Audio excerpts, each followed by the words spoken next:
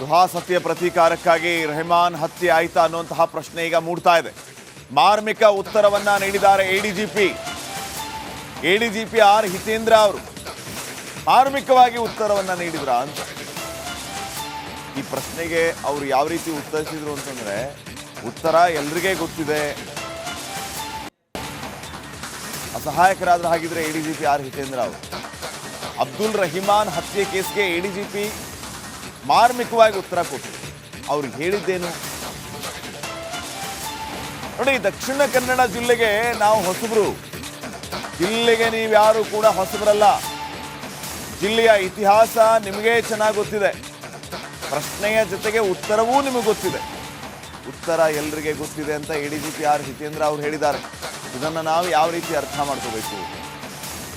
ಉತ್ತರ ನಮಗೆ ಗೊತ್ತಿರೋದಕ್ಕೂ ಎಡಿಜಿಪಿ ಅವರು ಹೇಳಿದ್ರೆ, ಮತ್ತೆ ದಕ್ಷಿಣ ಕನ್ನಡ ಜಿಲ್ಲೆಯ ಉಳಿದ ಭಾಗಗಳಲ್ಲಿ ಈಗಾಗಲೇ ನಿಷೇಧಾಜ್ಞೆ 3 ಡೇಸ್ವರೆಗೆ ನಿಷೇಧಾಜ್ಞೆ. ಮುಂದೆ ಈ ಪ್ರಕರಣದಲ್ಲಿ ಯಾರ್ಯಾರಿದ್ದಾರೆ ಅದರ ತನಿಖೆ ನಡೀತಾ ಇದೆ. ಅರೆಸ್ಟ್ ಮಾಡೋದಕ್ಕೆ ಆಲ ಸೂಚನೆಗಳನ್ನು ಕೊಟ್ಟಿದ್ದೇವೆ. ಆಲ್ರೆಡಿ ಸ್ಥಳೀಯ ಅಧಿಕಾರಿಗಳು ತಂಡಗಳನ್ನು ರಚನೆ ಮಾಡಿದ್ದಾರೆ. ಈಗ ಬೇಗ ಶೀಘ್ರದಲ್ಲಿ ಅರೆಸ್ಟ್ ಮಾಡಿ ತಮ್ಮೊಂದಿಗೆ ಅದನ್ನು ಮಾಹಿತಿಯನ್ನು ಹಂಚಿಕೊಳ್ಳಬಹುದು. ಅದು ಕೆಲವೆಲ್ಲ ನಾನು ಈ ಲಾಸ್ಟ್ ಕೇಸ್ ಆದಮೇಲೆ ಕೂಡ ಅಬ್ಸರ್ವ್ ಮಾಡಿದ್ವಿ. ಭಾಳಷ್ಟು ಪೋಸ್ಟ್ಗಳನ್ನು ಟೇಕ್ ಡೌನ್ ಮಾಡಿದ್ದಾರೆ, ಕೆಲವ್ರ ಮೇಲೆಲ್ಲ ಕ್ರಮ ತಗೊಂಡಿದ್ದಾರೆ.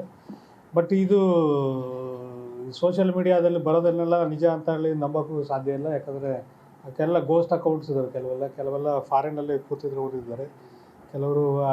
ಕೆಲವು ಹ್ಯಾಂಡಲ್ಸ್ ಎಲ್ಲ ಫಾರಿನ್ ಮೆಟಾ ಮತ್ತು ಇನ್ಸ್ಟಾಗ್ರಾಮ್ ಇವೆಲ್ಲ ಮೆಟಾದಿಂದನೂ ಕೂಡ ಭಾಳಷ್ಟು ಡೀಟೇಲ್ಸ್ ಬರಬೇಕಾಗಿದೆ. ಸೊ ಹಂಗಾಗಿ ಇದೆಲ್ಲನೂ ಇಲ್ಲಿ ಮುಂಚೆ ವಾಟ್ಸಪ್ ಕಾಲ್ಸು ಅದು ಇದು ಎಲ್ಲ ಮಾಡ್ತಾಯಿದ್ರು. ಈಗ ಇಲ್ಲಿ ಜನ ಇಲ್ಲಿ ಸ್ವಲ್ಪ ಬುದ್ಧಿವಂತರು ಟೆಕ್ನಾಲಜಿ ಬಳಸ್ತಾರೆ. ಹಂಗಂತ ಬರೋದೆಲ್ಲ ನಿಜ ಅಂತ ಹೇಳಿ ನಂಬೋಕ್ಕೆ ಸಾಧ್ಯ ಇಲ್ಲ.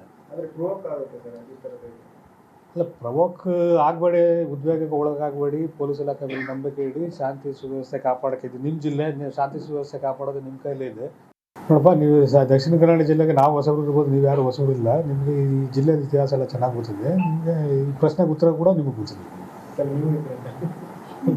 ನೀವು ಇದ್ರಿ, ಎಲ್ಲರಿಗೂ ಈ ಪ್ರಶ್ನೆಗೆ ಉತ್ತರ ಎಲ್ಲರಿಗೂ ಗೊತ್ತಿದೆ. ಆ ಕಡೆ ಹೋಮ್ ಮಿನಿಸ್ಟರ್ ಇಲ್ಲ, ಈ ಕಡೆ ಉಸ್ತುವಾರಿ ಸಚಿವ ದಿನೇಶ್ ಗುಂಡೂರಾವ್ ಕೂಡ ತೆರೆಮರೆಯಲ್ಲಿಯೇ ಕುತ್ಕೊಂಡು ಟ್ವೀಟ್ ಮಾಡಿ ಮೌನ ವಹಿಸ್ಕೊಂಡಿದ್ದಾರೆ.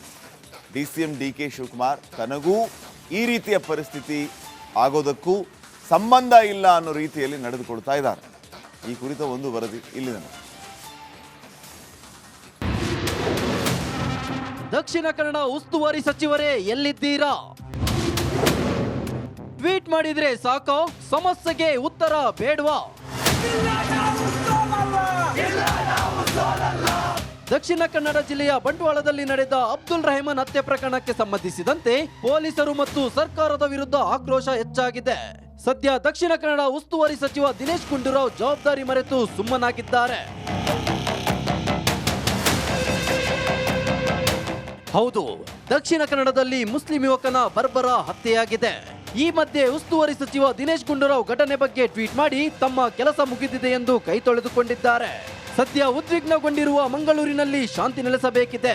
ಆದ್ರೆ ಜವಾಬ್ದಾರಿ ಹೊತ್ತಿಕೊಳ್ಳಬೇಕಾದವರೇ ಮೌನ ವಹಿಸಿದ್ರೆ ಜನಸಾಮಾನ್ಯರ ಗತಿಯೇನು ಎಂಬ ಪ್ರಶ್ನೆ ಕಾಡಿದೆ.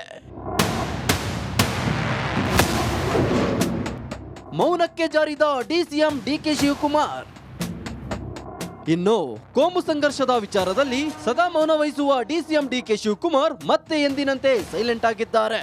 ತನಗೂ ಸಂಘರ್ಷಕ್ಕೂ ಸಂಬಂಧವಿಲ್ಲದಂತೆ ವರ್ತಿಸುತ್ತಿರುವ DKಶಿ ಈ ಕ್ಷಣದವರೆಗೂ ಯಾವುದೇ ಪ್ರತಿಕ್ರಿಯೆ ನೀಡಿಲ್ಲ. ತಮ್ಮ ಹಿತಾಸಕ್ತಿಗೆ ರಾಜಕೀಯ ಬೇಳೆ ಬೇಯಿಸಿಕೊಳ್ಳುವ ರಾಜಕಾರಣಿಗಳು ಸದ್ಯ ಮೌನ ವಹಿಸಿರುವುದು ಮಾತ್ರ ವಿಪರ್ಯಾಸ.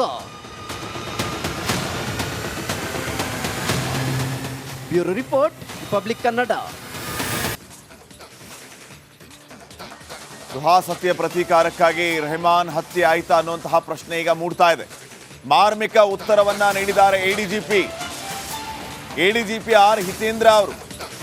ಮಾರ್ಮಿಕವಾಗಿ ಉತ್ತರವನ್ನ ನೀಡಿದ್ರ ಅಂತ ಈ ಪ್ರಶ್ನೆಗೆ ಅವರು ಯಾವ ರೀತಿ ಉತ್ತರಿಸಿದ್ರು ಅಂತಂದ್ರೆ, ಉತ್ತರ ಎಲ್ರಿಗೇ ಗೊತ್ತಿದೆ, ಅಸಹಾಯಕರಾದ್ರೆ ಹಾಗಿದ್ರೆ ಎಡಿಜಿಪಿ ಆರ್ ಹಿತೇಂದ್ರ ಅವರು. ಅಬ್ದುಲ್ ರಹಿಮಾನ್ ಹತ್ಯೆ ಕೇಸ್ಗೆ ಎಡಿಜಿಪಿ ಮಾರ್ಮಿಕವಾಗಿ ಉತ್ತರ ಕೊಟ್ಟರು. ಅವ್ರಿಗೆ ಹೇಳಿದ್ದೇನು ನೋಡಿ, ದಕ್ಷಿಣ ಕನ್ನಡ ಜಿಲ್ಲೆಗೆ ನಾವು ಹೊಸಬರು. ಜಿಲ್ಲೆಗೆ ನೀವ್ಯಾರು ಕೂಡ ಹೊಸಬರಲ್ಲ. ಜಿಲ್ಲೆಯ ಇತಿಹಾಸ ನಿಮಗೆ ಚೆನ್ನಾಗಿ ಗೊತ್ತಿದೆ. ಪ್ರಶ್ನೆಯ ಜೊತೆಗೆ ಉತ್ತರವೂ ನಿಮಗೆ ಗೊತ್ತಿದೆ. ಉತ್ತರ ಎಲ್ಲರಿಗೆ ಗೊತ್ತಿದೆ ಅಂತ ADGP ಆರ್ ಹಿತೇಂದ್ರ ಅವರು ಹೇಳಿದ್ದಾರೆ. ಇದನ್ನು ನಾವು ಯಾವ ರೀತಿ ಅರ್ಥ ಮಾಡ್ಕೋಬೇಕು? ಉತ್ತರ ನಮಗೆ ಗೊತ್ತಿರೋದಕ್ಕೂ ADGP ಅವರು ಹೇಳಿದ್ರೆ ಮತ್ತೆ ದಕ್ಷಿಣ ಕನ್ನಡ ಜಿಲ್ಲೆಯ ಉಳಿದ ಭಾಗಗಳಲ್ಲಿ ಈಗಾಗಲೇ ನಿಷೇಧಾಜ್ಞೆ 3 ಡೇಸ್ವರೆಗೆ ನಿಷೇಧಾಜ್ಞೆ ಮುಂದೆ ಈ ಪ್ರಕರಣದಲ್ಲಿ ಯಾರ್ಯಾರಿದ್ದಾರೆ ಅದರ ತನಿಖೆ ನಡೀತಾ ಇದೆ. ಅರೆಸ್ಟ್ ಮಾಡೋದಕ್ಕೆ ಆಲ ಸೂಚನೆಗಳನ್ನು ಕೊಟ್ಟಿದ್ದೇವೆ. ಆಲ್ರೆಡಿ ಸ್ಥಳೀಯ ಅಧಿಕಾರಿಗಳು ತಂಡಗಳನ್ನು ರಚನೆ ಮಾಡಿದ್ದಾರೆ. ಈಗ ಬೇಗ ಶೀಘ್ರದಲ್ಲಿ ಅರೆಸ್ಟ್ ಮಾಡಿ ತಮ್ಮೊಂದಿಗೆ ಅದನ್ನು ಮಾಹಿತಿಯನ್ನು ಹಂಚಿಕೊಳ್ಳಬಹುದು. ಅದು ಕೆಲವೆಲ್ಲ ನಾನು ಈ ಲಾಸ್ಟ್ ಕೇಸ್ ಆದಮೇಲೆ ಕೂಡ ಅಬ್ಸರ್ವ್ ಮಾಡಿದ್ವಿ. ಭಾಳಷ್ಟು ಪೋಸ್ಟ್ಗಳನ್ನು ಟೇಕ್ ಡೌನ್ ಮಾಡಿದ್ದಾರೆ. ಕೆಲವ್ರ ಮೇಲೆಲ್ಲ ಕ್ರಮ ತಗೊಂಡಿದ್ದಾರೆ. ಬಟ್ ಇದು ಸೋಷಿಯಲ್ ಮೀಡಿಯಾದಲ್ಲಿ ಬರೋದನ್ನೆಲ್ಲ ನಿಜ ಅಂತ ಹೇಳಿ ನಂಬೋಕ್ಕೂ ಸಾಧ್ಯ ಇಲ್ಲ. ಯಾಕಂದರೆ ಕೆಲವೆಲ್ಲ ಗೋಸ್ಟ್ ಅಕೌಂಟ್ಸ್ ಇದ್ದಾವೆ. ಕೆಲವೆಲ್ಲ ಫಾರಿನಲ್ಲಿ ಕೂತಿದ್ರು ಓದಿದ್ದಾರೆ. ಕೆಲವು ಹ್ಯಾಂಡಲ್ಸ್ ಎಲ್ಲ ಫಾರಿನ್ ಮೆಟಾ ಮತ್ತು ಇನ್ಸ್ಟಾಗ್ರಾಮ್ ಇವೆಲ್ಲ ಮೆಟಾದಿಂದನೂ ಕೂಡ ಭಾಳಷ್ಟು ಡೀಟೇಲ್ಸ್ ಬರಬೇಕಾಗಿದೆ. ಸೊ ಹಂಗಾಗಿ ಇದೆಲ್ಲನೂ ಇಲ್ಲಿ ಮುಂಚೆ ವಾಟ್ಸಪ್ ಕಾಲ್ಸು ಅದು ಇದು ಎಲ್ಲ ಮಾಡ್ತಾಯಿದ್ರು. ಈಗ ಇಲ್ಲಿ ಜನ ಇಲ್ಲಿ ಸ್ವಲ್ಪ ಬುದ್ಧಿವಂತರು ಟೆಕ್ನಾಲಜಿ ಬಳಸ್ತಾರೆ. ಹಂಗಂತ ಬರೋದೆಲ್ಲ ನಿಜ ಅಂತ ಹೇಳಿ ನಂಬೋಕ್ಕೆ ಸಾಧ್ಯ ಇಲ್ಲ. ಇಲ್ಲ, ಪ್ರವೋಕ್ ಆಗಬೇಡಿ, ಉದ್ವೇಗಕ್ಕೆ ಒಳಗಾಗಬೇಡಿ. ಪೊಲೀಸ್ ಇಲಾಖೆ ಮೇಲೆ ನಂಬಿಕೆ ಇಡಿ. ಶಾಂತಿ ಸುವ್ಯವಸ್ಥೆ ಕಾಪಾಡೋಕ್ಕಿದ್ದು ನಿಮ್ಮ ಜಿಲ್ಲೆ. ಶಾಂತಿ ಸುವ್ಯವಸ್ಥೆ ಕಾಪಾಡೋದು ನಿಮ್ಮ ಕೈಲೇ ಇದೆ. ನೋಡಪ್ಪ, ನೀವು ದಕ್ಷಿಣ ಕನ್ನಡ ಜಿಲ್ಲೆಗೆ ನಾವು ಹೊಸಬರು ಇರ್ಬೋದು, ನೀವು ಯಾರು ಹೊಸಬರು ಇಲ್ಲ. ನಿಮಗೆ ಈ ಜಿಲ್ಲೆಯ ಇತಿಹಾಸ ಎಲ್ಲ ಚೆನ್ನಾಗಿ ಗೊತ್ತಿದೆ. ನಿಮಗೆ ಈ ಪ್ರಶ್ನೆಗೆ ಉತ್ತರ ಕೂಡ ನಿಮಗೆ ಗೊತ್ತಿದೆ. ನೀವು ಇದ್ರಿ, ಎಲ್ಲರಿಗೂ ಈ ಪ್ರಶ್ನೆಗೆ ಉತ್ತರ ಎಲ್ಲರಿಗೂ ಗೊತ್ತಿದೆ. ಆ ಕಡೆ ಹೋಮ್ ಮಿನಿಸ್ಟರ್ ಇಲ್ಲ, ಈ ಕಡೆ ಉಸ್ತುವಾರಿ ಸಚಿವ ದಿನೇಶ್ ಗುಂಡೂರಾವ್ ಕೂಡ ತೆರೆಮರೆಯಲ್ಲಿಯೇ ಕುತ್ಕೊಂಡು ಟ್ವೀಟ್ ಮಾಡಿ ಮೌನ ವಹಿಸ್ಕೊಂಡಿದ್ದಾರೆ. DCM DK ಶಿವಕುಮಾರ್ ತನಗೂ ಈ ರೀತಿಯ ಪರಿಸ್ಥಿತಿ ಆಗೋದಕ್ಕೂ ಸಂಬಂಧ ಇಲ್ಲ ಅನ್ನೋ ರೀತಿಯಲ್ಲಿ ನಡೆದುಕೊಳ್ತಾ ಇದ್ದಾರೆ. ಈ ಕುರಿತ ಒಂದು ವರದಿ ಇಲ್ಲಿದೆ. ದಕ್ಷಿಣ ಕನ್ನಡ ಉಸ್ತುವಾರಿ ಸಚಿವರೇ ಎಲ್ಲಿದ್ದೀರಾ? ಟ್ವೀಟ್ ಮಾಡಿದ್ರೆ ಸಾಕೋ, ಸಮಸ್ಯೆಗೆ ಉತ್ತರ ಬೇಡವಾ?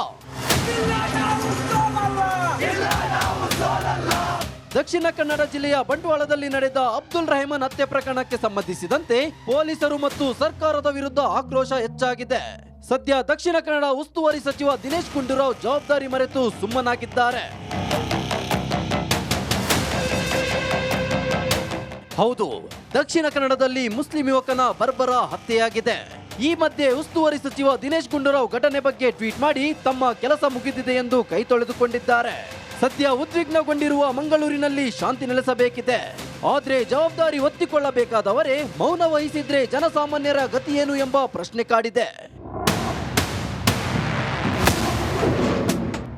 ಮೌನಕ್ಕೆ ಜಾರಿದ DCM DK ಶಿವಕುಮಾರ್. ಇನ್ನು ಕೋಮು ಸಂಘರ್ಷ